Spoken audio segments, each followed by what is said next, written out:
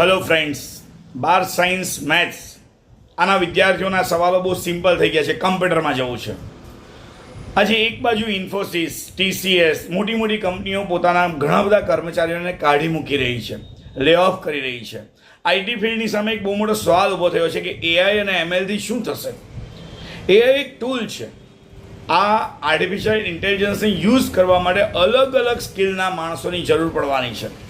પણ એના માટે બધાએ જ કોમ્પ્યુટરમાં જવું, આવું વિચારી લેવું એ બહુ મોટી ભૂલ છે.